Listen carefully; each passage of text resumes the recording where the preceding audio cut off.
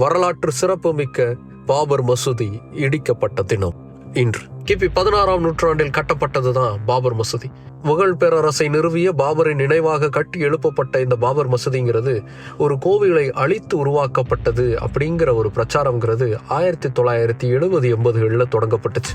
கடவுள் ராமர் பிறந்த இடத்துல உருவாக்கப்பட்ட கோவில் அது. அந்த கோவிலை அழித்து தான் பாபர் மசூதியை உருவாக்குனாங்க முகலாயர்கள்னு சொல்லி தீவிரமான பிரச்சாரம் முன்னெடுக்கப்பட்டுச்சு. அந்த பிரச்சாரத்தை விஸ்வ இந்து பரிஷத், பிஜேபி பெரிய அளவுக்கு கொண்டு போனாங்க. அத்வானி முதல் கொண்டு பிஜேபியின் முக்கிய தலைவர்கள் அதுல ரொம்ப தீவிரமா ஈடுபட்டாங்க. அந்த பிரச்சாரத்தின் விளைவா புகைந்து கொண்டிருந்த நெருப்புங்கிறது 1992 பெருசா விடுச்சது.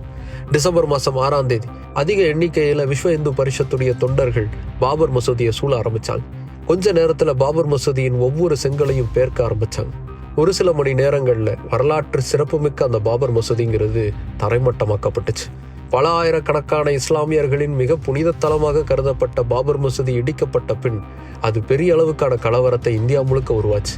அன்றைய நாள் தொட்டு நடந்த அந்த கலவரத்தால 2000க்கும் மேற்பட்டவங்க இந்தியா முழுமைக்கும் இறந்தாங்க. அதை பத்தின ஒரு விசாரணை கமிஷனுங்கிறதும் தொடங்கப்பட்டுச்சு. ஆனா இறுதியில அங்க ராமர் கோவில் கட்டிக்கலாங்கிற தீர்ப்பு தான் வந்துச்சு. அதற்கு பதிலாக இஸ்லாமியர்களுக்கு 5 ஏக்கர் நிலம் ஒதுக்கப்படணும்னு அந்த தீர்ப்பு சொல்லிச்சு. மத வெறுப்பு அரசியல் என்பது எவ்வளவு குரூரமானது என்பதை பாபர் மசூதி நிகழ்வின் மூலம் இந்தியா உணர்ந்த தினம் இன்று.